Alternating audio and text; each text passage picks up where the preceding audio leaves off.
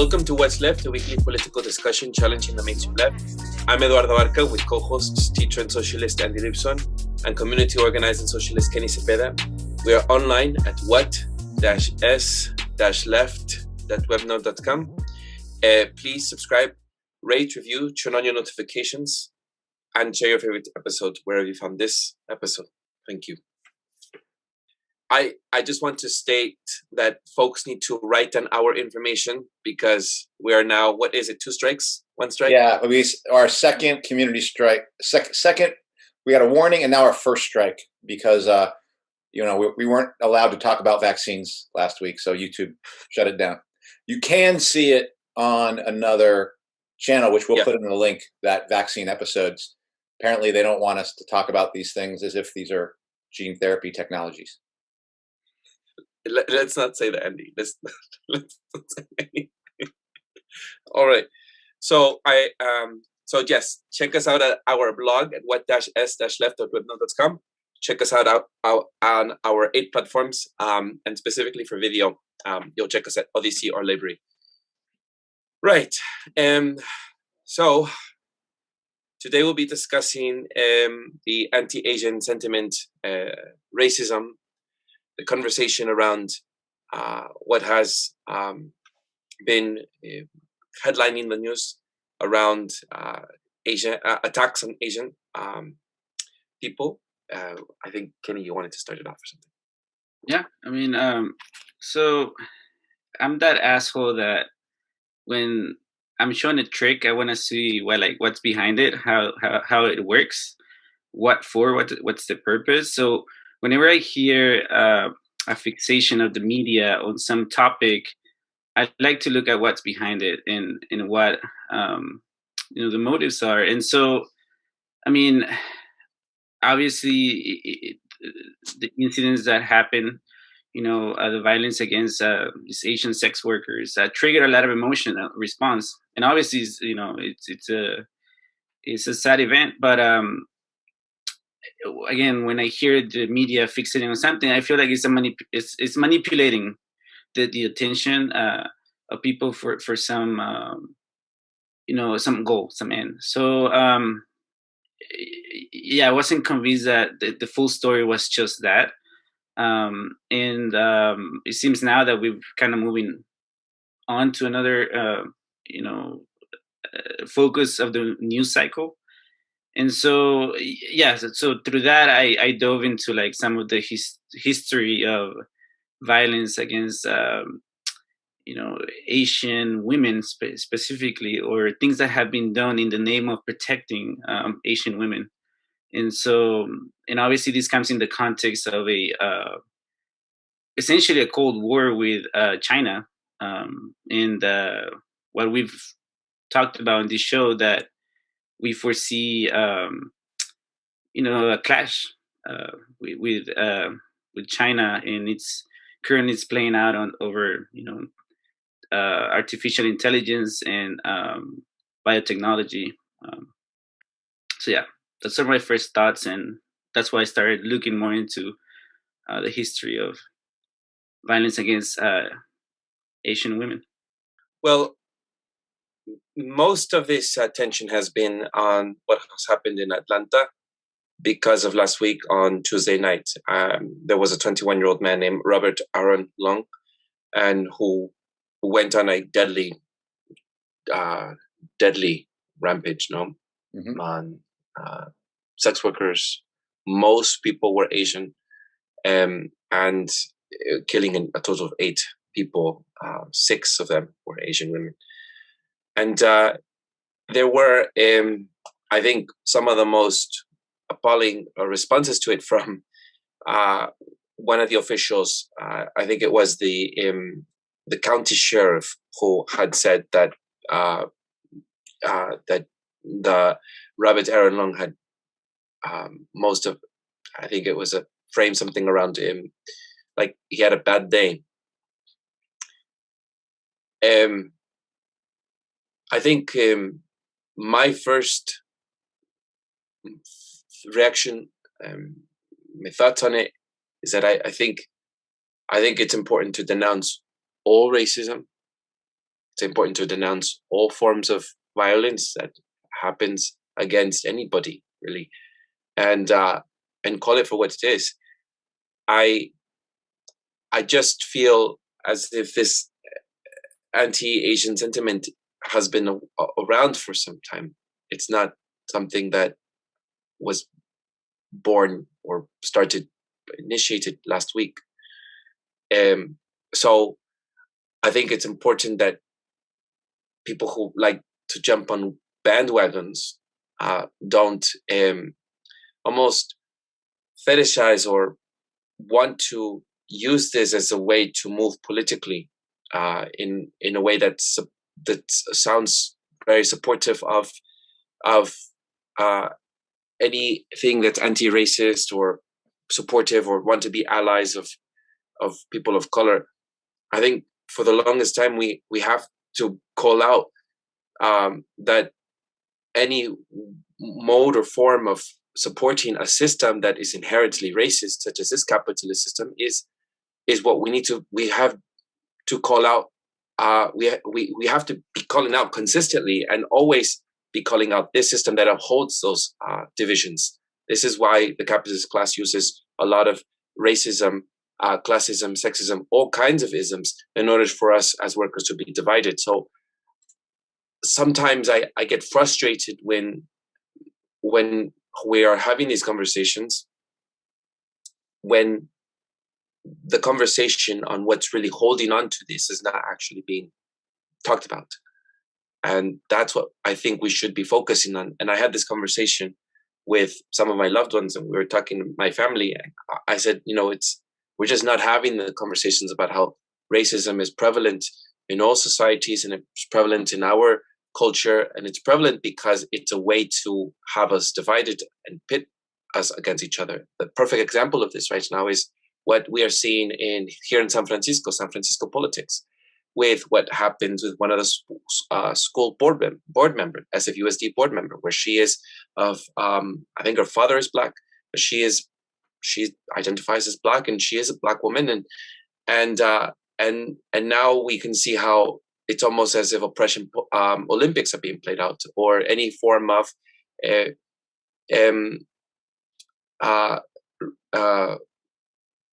there's people of color being pit against other people of color.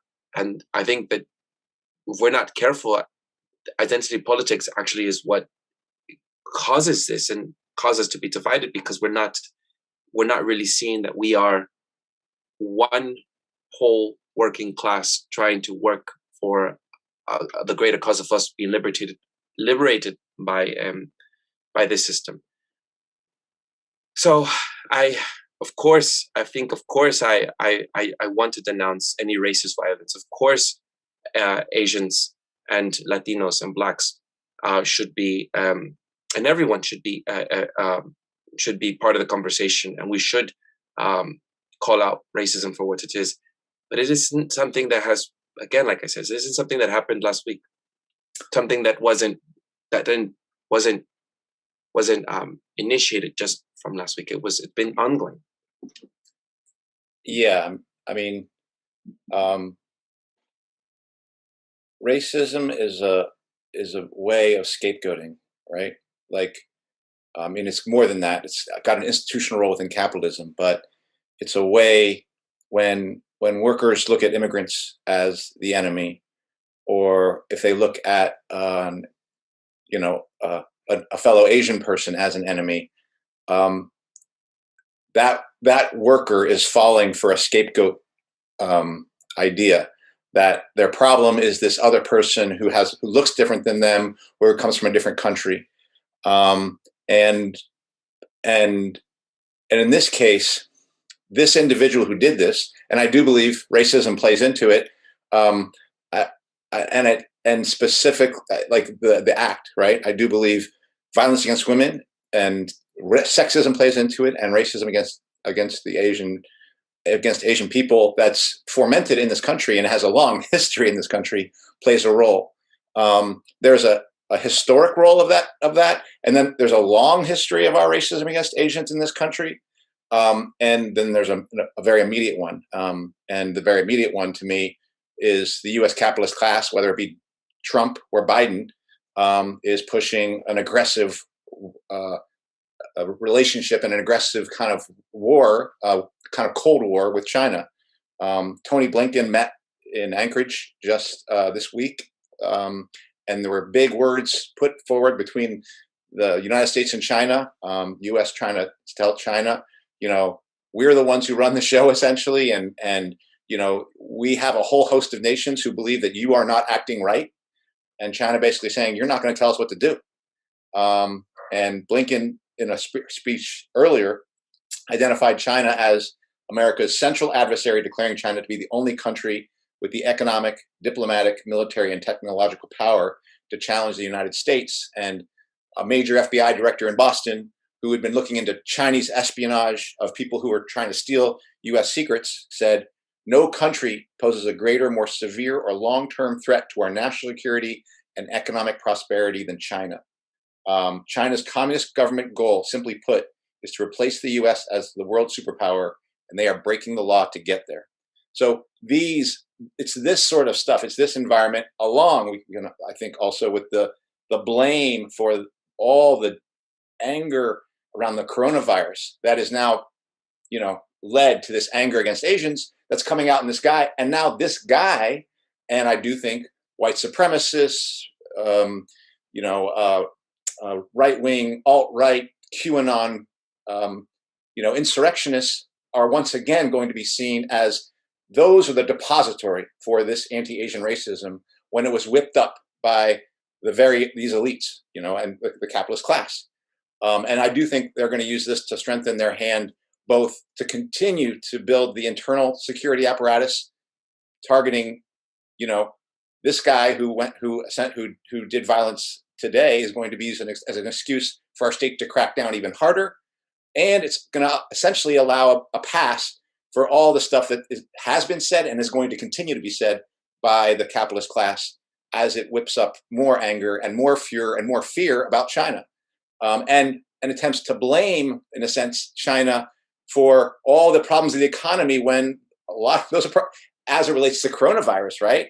When the U.S. response to the coronavirus was like they used it to collapse the economy. They used it as a means of wiping out jobs and wiping out the middle class, and they didn't have to do it. They did it, and now they get to cover all that anger that has been grown out of that. They can put that they put towards the Chinese, or they put onto these lockdown oppositionists, the far right.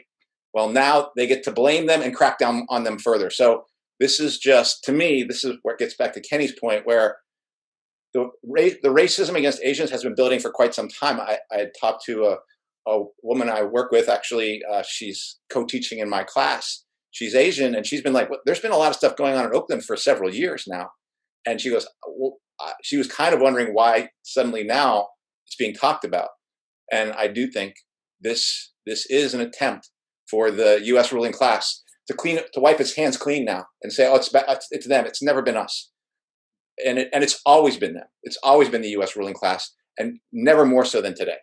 Has the responsibility for this violence been on the U.S. rulers, and particularly Blinken and Trump and Biden and the U.S. ruling class today. And of course, they're also going to use this, like the Colorado shooter, to push efforts of gun control. And again, to exercise more control over the population as well. So, yeah, Eduardo, you made the point that, this is not something new. This has been brewing for a while.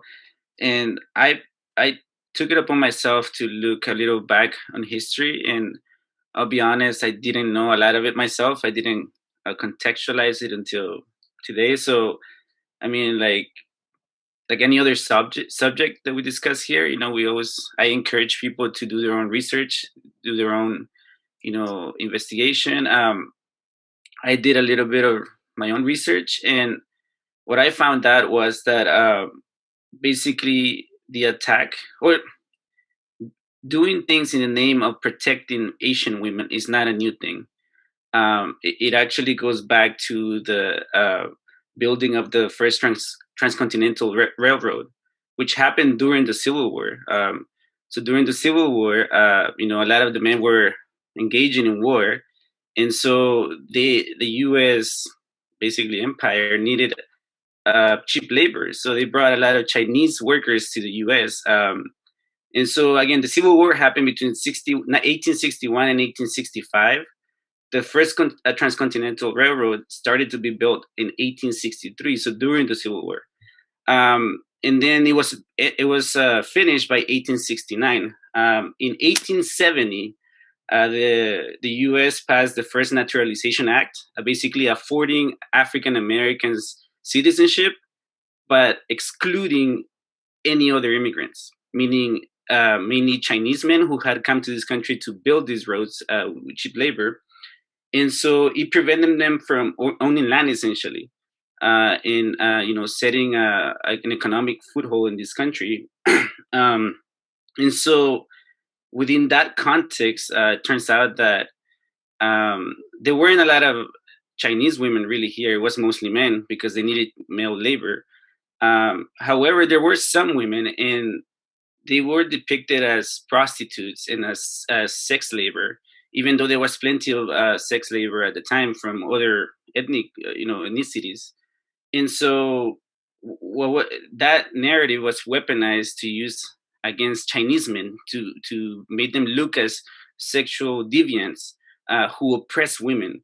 And so, in that context, in 1875, the U.S. passed the Page Act. We basically, in the name of protecting the oppressed Chinese sexual workers, um, they basically created what is now the precursor to the modern passport. So Asian women were first photographed and interviewed, and their biometric data enter into this little piece of paper, interviewed at the ports and stuff. And so again, this was done to protect Asian women, when in reality it was an exclusionary act. Then after that, you start to see a migration of Japanese people into the U.S., and then you start seeing, the response of basically white workers in the ruling class, whipping that anxiety, against the competition of foreign labor.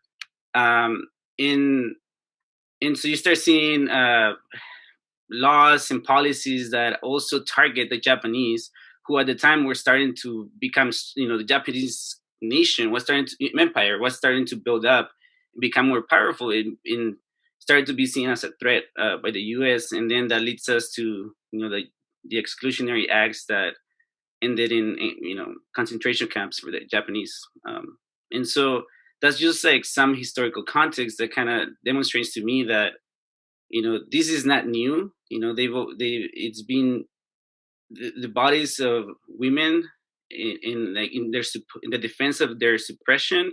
The U.S. has whipped up the fear and I guess the whatever good nature of the population to pass things that are actually an attack on those immigrant populations. And of course, after that, we go into the imperial wars. In the U.S., presence in the Pacific, in Korea, in the Philippines. Another thing that I found very interesting was that how we all know about comfort women and the Japanese men, right? But what doesn't really get discussed is that the U.S. themselves took over the institutions of prostitution in order to wage their wars in Korea. About 15% of the South Korean women were used as prostitutes to comfort American soldiers at the time. Mm-hmm. And so we can also talk about Vietnam and Thailand and the sex tourism. So this obviously has created a hyper sexualization of Asian women, and in seen as an oppressed, weak, sector of humanity. And so those are just some relevant things that I think that kind of contextualize for me, that that in the name of protecting a certain sector, this nation has used that as an attack on a certain group. Yeah, I mean, the stuff you're talking about, Kenny, I don't know a lot about, but it does sound right to me. that the U.S. ruling class, not only will it create the situation that immiserates the people, but then in the name of then defending the very people it immiserates, it's going to create further mechanisms of control, not just of those people, but the other people. And this is why the U.S. ruling, like, that's why it matters. Like, I know people are probably saying, "Oh, here comes Andy again. This guy in Atlanta, Georgia, is doing this, and he's blaming Biden. He's blaming Trump. He's blaming the U.S. ruling class." But those are the authors of this violence. Those are the people who set this stuff in motion, in all sorts of ways, as well as they've done with the economy in the name of coronavirus that is then blamed on the Chinese. Well, they are the authors of it, and they use that misery to then further exercise control. And again, we've had many discussions about COVID and how that's being used right now, but this is another example. And I looked into the stuff around Japanese internment, which you had kind of mentioned. And I mean, what are we talking about? Can I quickly ask if Kenny were you making also a reference to the Chinese Exclusion Act, right? Yes, that I forgot the date for that one, but yeah, 1880 something. Yeah, and again, there is a linear, a sequence that you can see of, we need labor, we don't need it anymore, we need to get it out of here, and then and they use women to weaponize the narratives, Yeah. Mm-hmm. Should I carry on? Okay. Well, the first thing to say is that there were concentration camps in the United States during World War II. We know it, like it's not a hidden history. This is 120,000 Japanese, 80,000 of them citizens, were taken out of their homes in the course of about 2 weeks and put into various camps that were barbed wire. I think the thing that was said is that they were up to the standards held by the Geneva Convention for camps where you hold military, prisoners. But essentially, you're talking about an entire section of the U.S. population imprisoned during that time. And it's important to remember a few things. First, that was done by Franklin Delano Roosevelt, right? That's a Democrat. Like, it wasn't done by some far right. We have to understand, this is the liberal darling Democrat who was responsible for concentration camps being built in this country. The other thing to know is it didn't start the concentration camps were built after the Pearl Harbor attack, but it didn't start there. It actually started, the actual beginning of looking at identifying the Japanese started in the 30s. And that was initiated by Franklin Delano Roosevelt on the Office of Naval Intelligence, where they tried to start to create a special list of all the Japanese who were considered possible enemies and possible people who should be put in camps, right? They were creating a list in the 30s, a decade before this, about possible people who could be up for espionage. And the thing also to know about the internment camps is the government knew that these people were not dangerous. They'd had something called the Munson Report, which basically says, after working with the FBI and ONI is the Office of Naval Intelligence, and interviewing Japanese Americans and those familiar with them, the Munson determined that the Japanese problem was non-existent. His final report to the president, submitted November 7th, 1941, certified a remarkable, even extraordinary degree of loyalty among the general suspect ethnic groups, right? This was another one that I thought was interesting. The Munson Report, compiled by businessman turned spy Curtis B. Munson, which was the report used to justify the internment because these people were so dangerous and were, potential threats to the country. And that was what they were saying out loud, whipping that fear up. But internally, they knew it wasn't true. Munson, along with military intelligence and FBI, concluded that although the majority of Japanese in the U.S. were loyal, they still needed to do something, right? And Commander Kenneth D.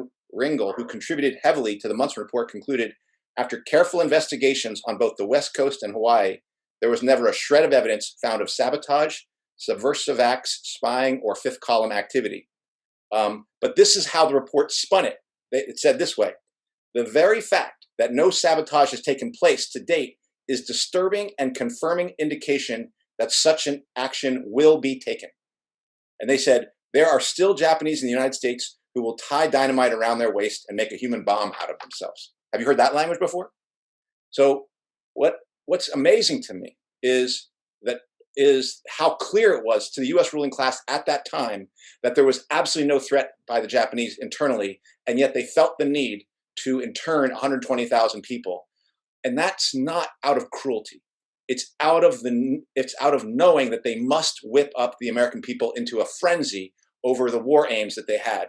Both the war aims in Japan, that was going to lead to them dropping 2 nuclear bombs, Hiroshima and Nagasaki, but also their war aims in Germany, right? The so-called Great War where we're fighting fascism. A country which is interning its own population is talking about fighting fascism. It was never about fighting fascism. That whole war was about global control, and the way the US was able to whip up its own population to justify its imperial aggression, which is what World War II was about, was they did it on the backs of the Japanese. Japanese who had no threat internally whatsoever. The US ruling class knew they were no threat, had evidence of them being no threat, but knew they must talk about these people as an existential threat in order to justify the war aims and push those war aims abroad, both for US exercising power in the Pacific and, of course, the invasion that would go on for Normandy and to race the Soviets to Berlin in an effort to make sure they could control Europe after World War II is fought. So that is what's going on today. All this stuff about Chinese espionage, all this stuff about the Chinese, there is a competition, but we should not believe for a second that stuff is true in terms of things that we have to be concerned about. We have to understand that this is all an exercise in power and in control, and they're going to use racism and nationalism again to whip it up. And one last thing I'll say.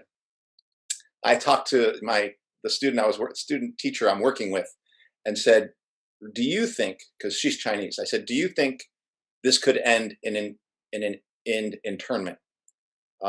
Like what's happening here with China? And she says, it's bad, but I don't think it's going to end that way. And she also doesn't quite think it's going to lead to war with China.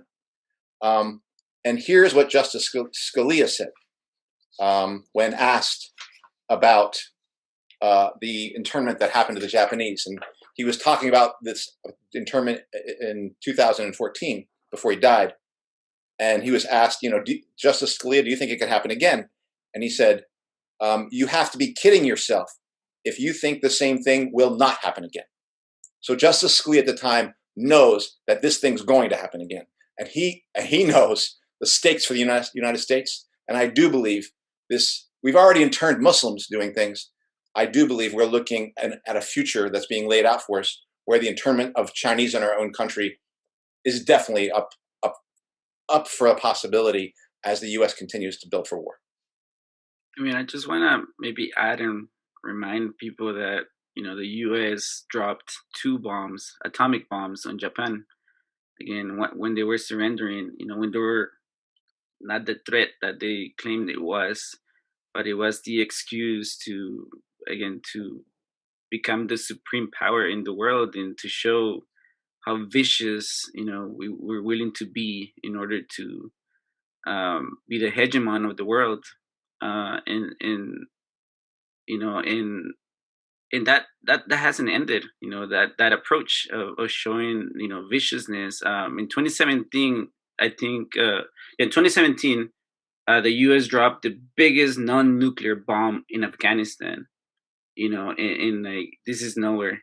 This is the biggest non-nuclear bomb in people that we've also dehumanized. So we've seen this happen with the Iraq, Afghanistan, where these people in North Korea too. These people are depicted as having an irrational fear, an irrational,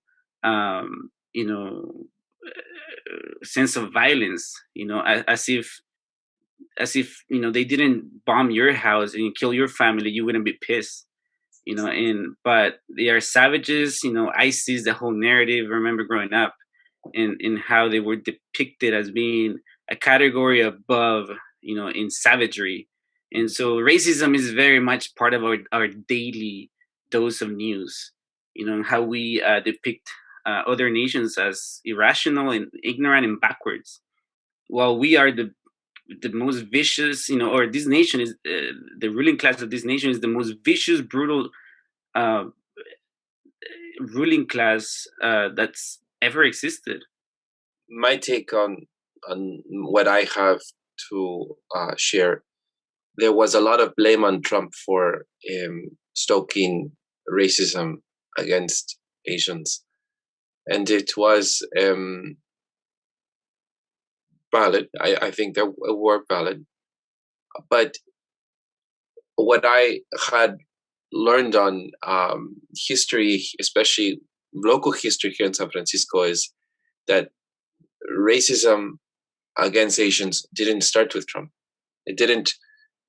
Trump isn't what created the racism against Asians with what, especially last year with COVID, blaming China and blaming Chinese people during a global pandemic or an epidemic isn't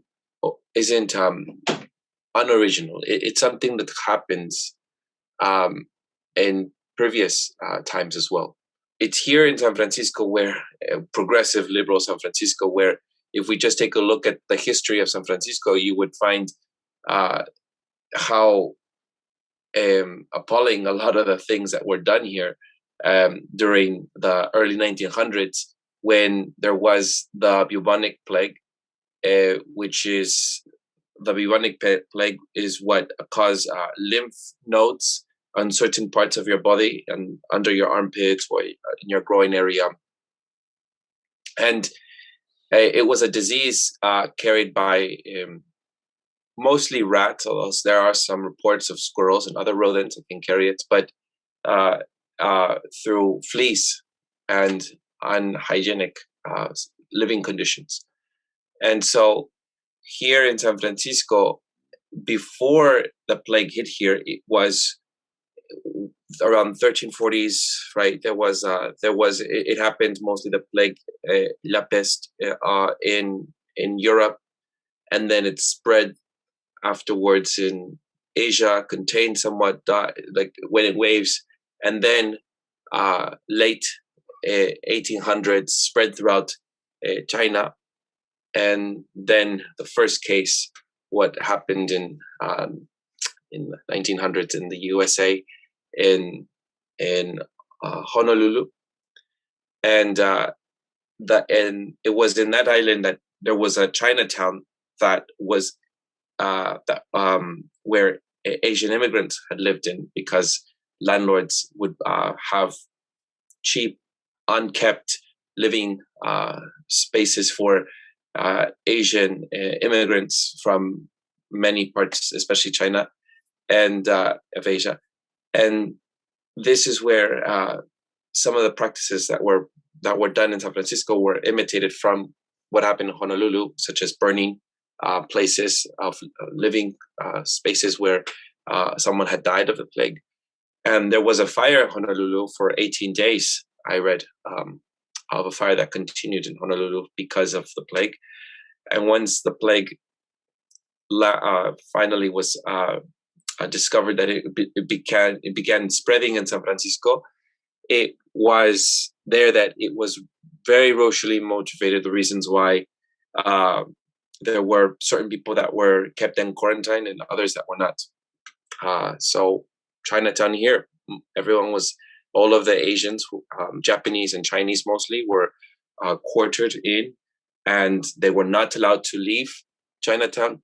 But if you were white, you could go in and out if you wanted to, and really victimizing and harming these minorities. At that time, in the 1900s, there was 16% population of Chinese immigrants. And this is after the 1880s Chinese Exclusion Act, which grew out of also a growing resentment against Chinese workers for taking away jobs or taking away most of those sectors of work of that working class families were working on. And there was this anti-Chinese sentiment. There was this anti-Asian sentiment. There was a lot of racism, and there was blame on the Asians population. There, and looking back now, it's horrible. The things now that you would never, you would think that the things that Trump has said and stuff, we forget that history has showed us that this is something that has continued to happen for a very long time. The way that they were treated, the way that they were even harmed, and the neighborhood, the quarters that were also here in San Francisco were burned, and they didn't let them out even when it was burning. I just wanted to bring it up as an example of something that has happened already, and this is blaming Chinese culture and bio threats from China and all this rhetoric that we see today. It mimics very much what we have seen in the past, the anti-Asian rhetoric, and I think it's important not to forget.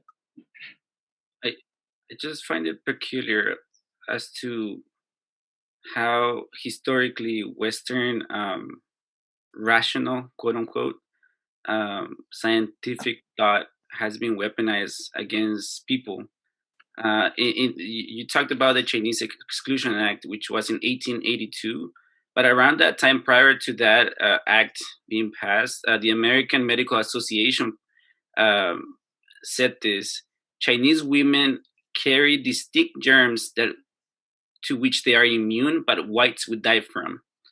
And again, I feel that if we go back further, the Enlightenment was used to excuse the slavery of Black people and scientifically prove that they were inferior. And somehow we think we're beyond that arrogance. Sometimes, but at least from my perspective, it shows right now how that arrogance is being weaponized. It's not being directly, targeted. It is the way it moves. It has evolved, but the consensus, the arrogant consensus, it is still a factor, in creating this narrative, in weaponizing narratives. I mean, we are not necessarily creating an act that excludes people, but we're closing borders. We're closing borders from certain nations on the basis of COVID and all these things. So I just wanted to show my questions regarding Western scientific thought. That is not, we in the past we've talked about how the Big Bang theory is accepted as this fundamental truth, and there are questions around it. But yet, if you deviate from the main storyline, there is something wrong with you, and you're the unscientific person. The medical establishment has a very long history of being corrupt, and I always find it interesting how people trust the medical establishment, and I know that I have even fallen into some of it. Some of it I do trust. Some of it, I've always been skeptical because of, I think I had an ex that always made me feel skeptical about the medical establishment. But around that time, they were doing a lot of forced inoculations of untested vaccines on specifically Asians. They were forcing these inoculations on Chinese people, and it was really what what they were doing. They were just testing using people of color at that time as lab rats or guinea pigs, and we wonder why we should be all of this censorship and all of it. Like, shouldn't the medical establishment be questioned with its long history of the legacy that it holds, for all the things that it has done to other countries, to people in this country? And it's just a legacy that's been left behind. Shouldn't we always be skeptical, question? Shouldn't we always wonder? Shouldn't we poke? How can this country claim to have a reputable reputation? Well, yeah, I mean, not just the but not just this country's reputation, but science. Like, The I do think, people have been, during Trump time, like everyone was like, science, follow the science. Guess what? Follow the science means follow the capitalists, because science under capitalism is capitalist science, and it is a weapon against people. It's a weapon of war, against between nations. But we can see today, like, you can look at AstraZeneca, and I think it's true of Pfizer, and I think it's true of Moderna, and I think it's true of the Chinese vaccine. I think it's true of the Israeli vaccine. Well, Pfizer is the one in Israel. These are all experiments being run on people. Now, it's not being forced on people, and here people are being herded into it using the fear of COVID to everyone line up for essentially a part of an experiment on essentially a gene therapy technique to see which country can get it to work. So everyone's being herded into it. The people who are being forced into it are the ones who are vaccine hesitant. Those are the ones who are going to get forced. And we can't force you right now under emergency use authorization. But as soon as we get FDA approval, we're going to force that onto you. And then once again, we come back to the passport. And the passport isn't going to be one that just says, can you cross national boundaries? The passport's going to be, can you go to your job? Can you go to your school? If you don't have a passport, you can't even go out of your house, or we're going to tell you where you can go. So again, all these things, science is being used as a weapon to attack workers. Now, most workers don't see it that way. Most workers, and YouTube is going to shut this episode down for me saying that.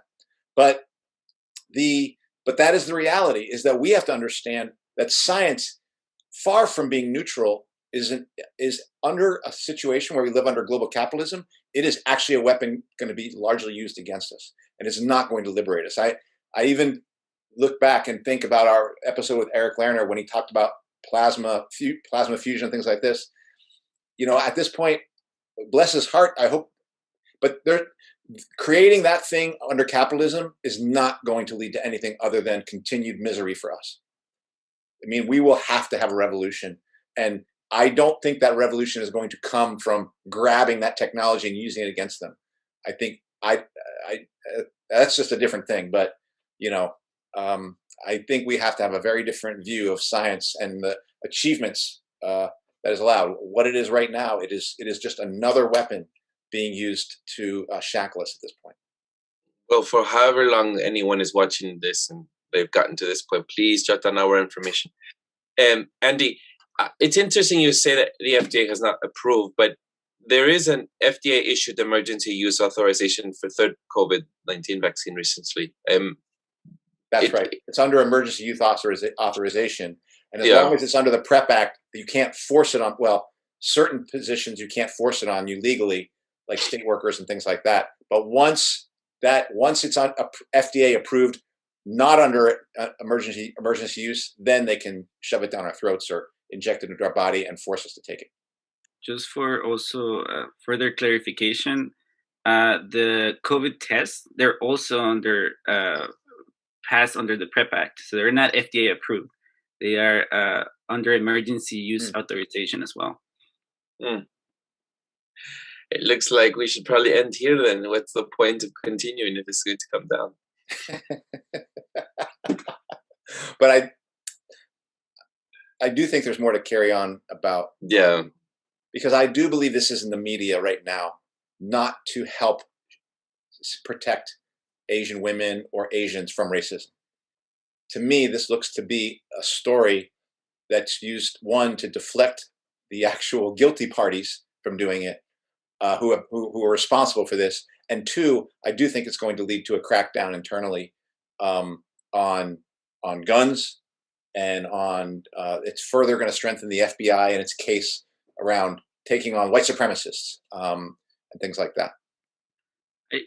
So, I mean, there is another element I think that is not talked about, and some people might cancel me for thinking about, white men and their mental health, mental state. That I saw this statistic, I think it was done by Stanford, like a study, that since Reaganism, mass shooting have gone up, and what coincides with that is 40 years of economic stagnation for the working class of this nation, in the looting, that has gone all the way up. Chris Hedges has a very good article. I think it's called Disease of Despair, where he talks about how white men are particularly seduced by the mythology of the American dream, American exceptionalism, and how the break in that dream creates certain desperation.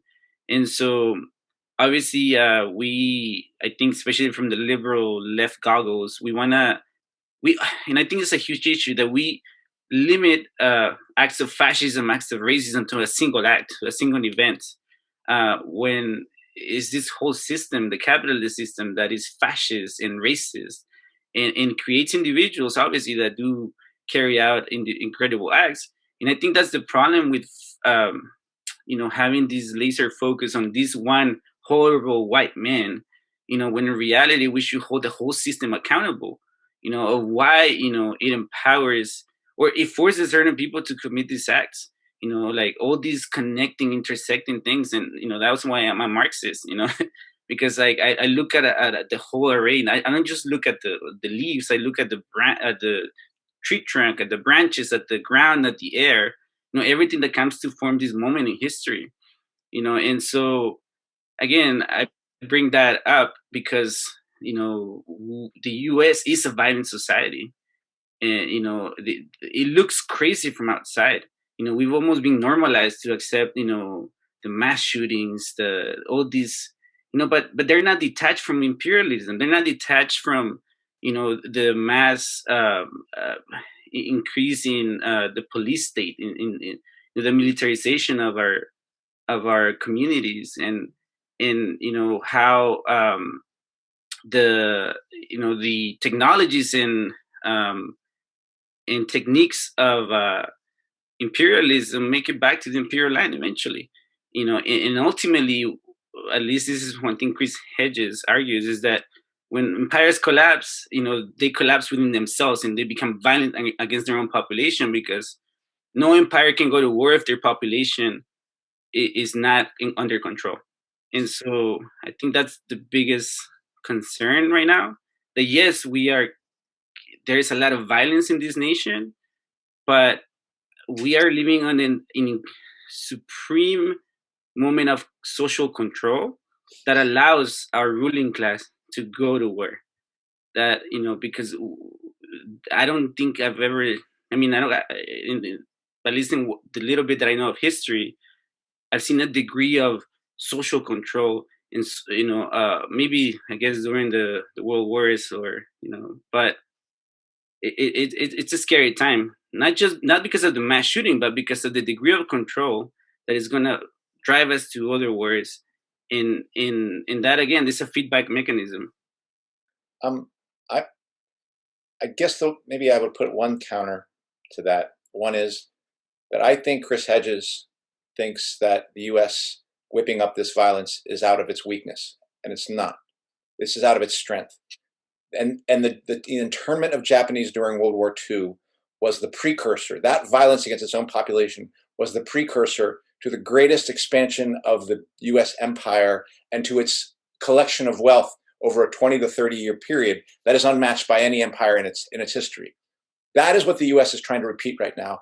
And I actually do believe now the U.S. recognizes it's got a challenger in China, and China believes that they're up for the task of taking on the U.S. That's what the meeting in Anchorage seems to show. When the U.S. talked for 2 minutes, and China gave the U.S. a 17-minute lecture back, right? That seemed fairly unprecedented. China was saying, we're not walking away from this one. We actually think you can't shut us down. And the U.S. said, don't bet against us, all right? And they're saying that because they've already taken down other powers and expanded into their property before.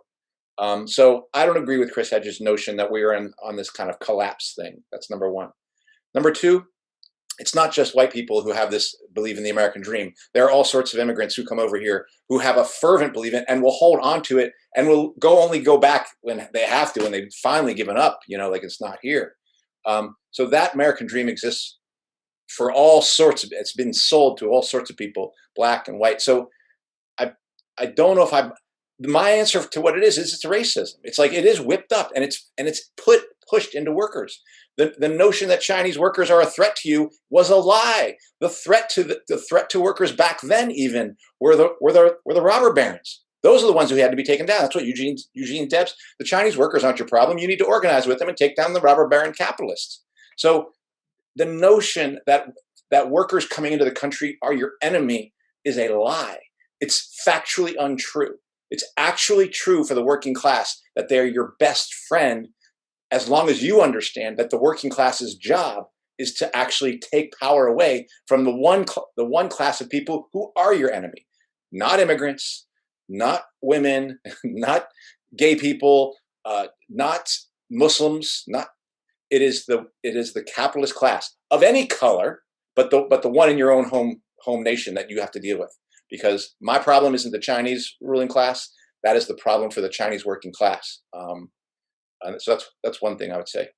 And to me, the way I understand the anger right now is I think about the last year, where under the notion of COVID, under the notion of a virus that has been talked about or originating in China and being spread by China, maybe even being a bioweapon from China, the U.S. ruling class locked us down. The U.S. ruling class is what mandated we had to wear a mask. The U.S. ruling class is what shut down all the schools. The U.S. ruling class is what eradicated the economy. They did all of that, but they're going to put that on China, and that's what they're getting away with here. They're once again taking all that anger and saying, well, it maybe should be directed there. Oh, and look what happened. Someone's getting angry at those people. That's so bad. Look at that crazy rabid white right winger. We'll take their guns away from them. We'll actually keep you safer now, in the same way that you're talking about, Kenny, that safety, which is actually further danger for everyone.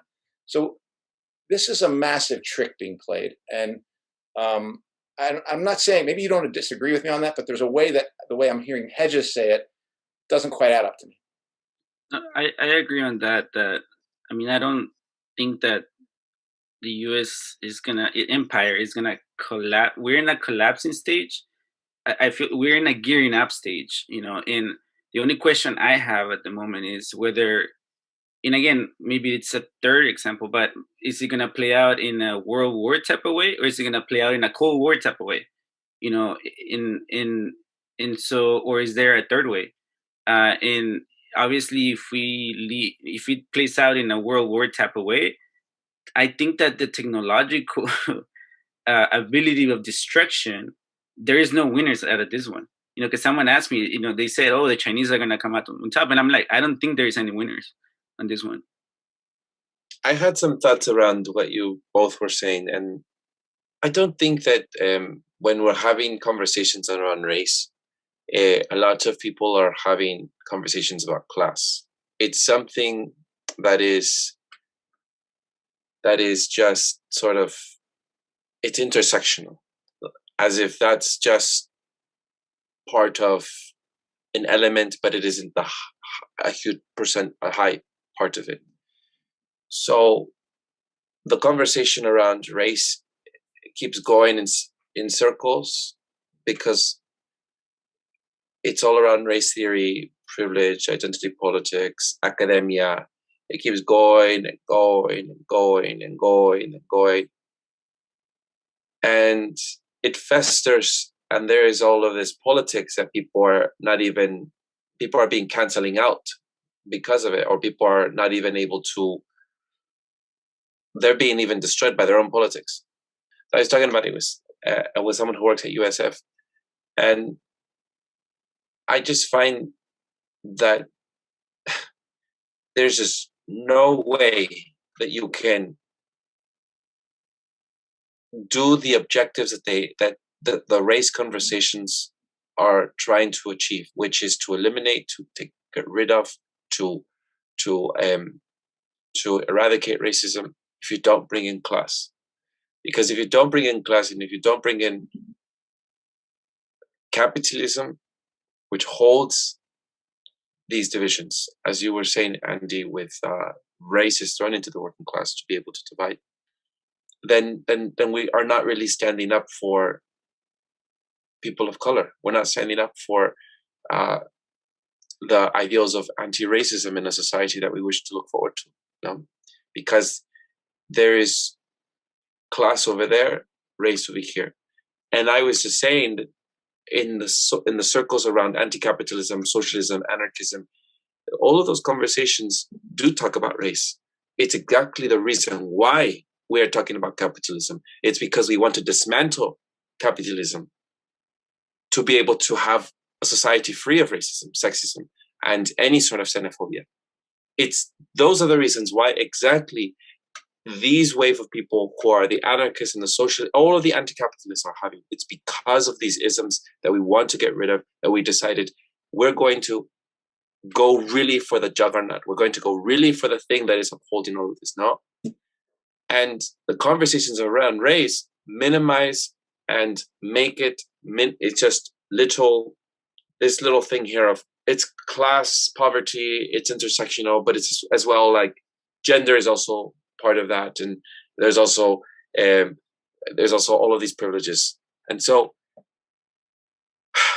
as you both were talking, I was just awakened inside me of how it is frustrating having conversations with my fellow ex-coworkers or compañeros or friends or people who I run into or bump into in liberal circles or progressive circles here in San Francisco, outside of San Francisco. There's just the conversation is missing talking about class as something that we need to tackle, and we need to unite around that. And I think that dismissing other people's experience because they're not of this race or because of that, or because you can't speak to this or that, we're losing a lot of.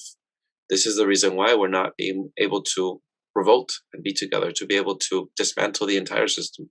It's because there's a lot of divisions because of I completely agree with you, Eduardo. And I think that was another reaction I had. I feel like, oh, they're throwing another like kind of dog into the fight, like in training oppression Olympics, as who suffers more and this and that.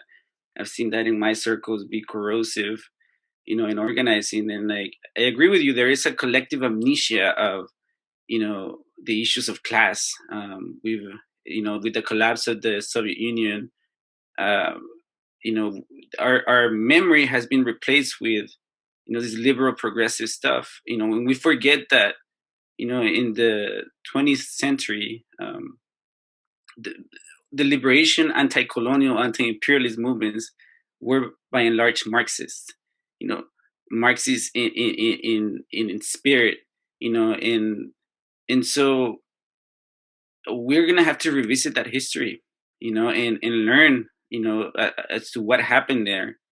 Obviously, not every experiment worked out great, but we're gonna have to re-understand and deconstruct this like liberal worldview of issues that puts, I've been in a lot of community organizing spaces where capitalism is secondary or tertiary to the issue. It's not the central issue that holds, like you said, Eduardo, racism and all these oppressive institutions and so and that's my mission, to kind of democratize Marxism again, like to take it out of academia and to put it in the hands of regular people, because our generation, we're gonna need to dig deep, and revisit those, understanding this worldview, this understanding of the interconnection of things.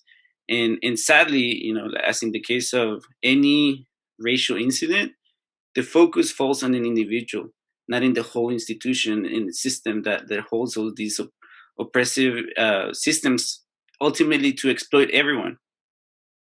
I agree with you, Kenny, and definitely with the point you're making, Eduardo.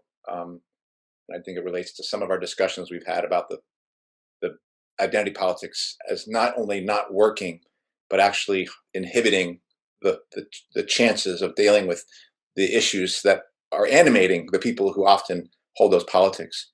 One thing you said, Kenny, though, also when I heard you say all those struggles from the last century were animated by, with many of them, with the spirit of Marxism. I actually think that's true, and that there was a class line running through those struggles. But then you said they didn't end well, like, you know. But I think I want to put it sharply. All of them ended in failure. So all those struggles that were animated by some element of Marxism all ended in failure. That the people who were in those struggles, I believe, were animated by the same things those of us who are currently Marxists are animated by, with the aim of being involved in a struggle, and then a struggle whose aim is to take down capitalism in their country and spreading it so globally capitalism is eradicated and the profit system is gotten rid of, and we have a democratic society of workers where human need, a society based on human need, can actually come into existence. That is the aim of those struggles. And all of them failed. Now, I know that for a fact because we live in this world right now. So that is also a challenge. And that is also a reason why people go, you're 0 and 70, 0 and whatever, right? Like, I don't like I would say the Russian Revolution was a victory and then it went bad. So, you know, it's like, okay, you won, but then you lost. So I do think that weighs on things, is that record of failure causes people to be like, well, you keep trying that thing and it's not working.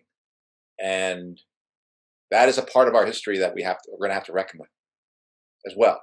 The actual record of failure in the sincere effort to engage in a struggle to transform society.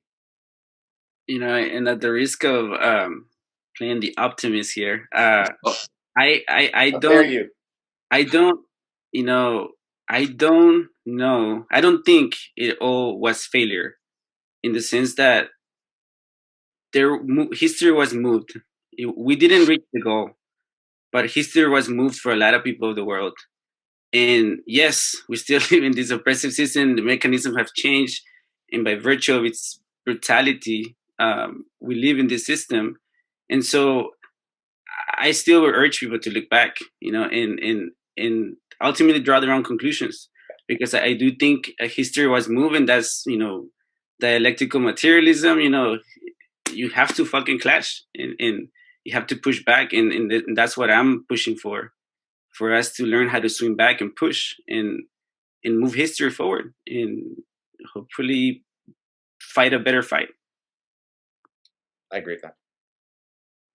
I think those class struggles are what really were able to break down those barriers of racism and all of the other discriminatory practices, because it was in those struggles where, as much as one community or another community did not like each other uniting and as one front, they had to let go of a lot of things that they didn't want to confront. You know, if you think about the Welsh miners in the community of Wales, where the LGBT community worked alongside the miners, very homophobic miners, and working together in Wales, they were able to tear down some of those isms, that homophobia. No, they were able to then release of that. And so I like the word that AJ had used once, chafing. It's in the chafing. Well, it's in the interaction. It's in the work together.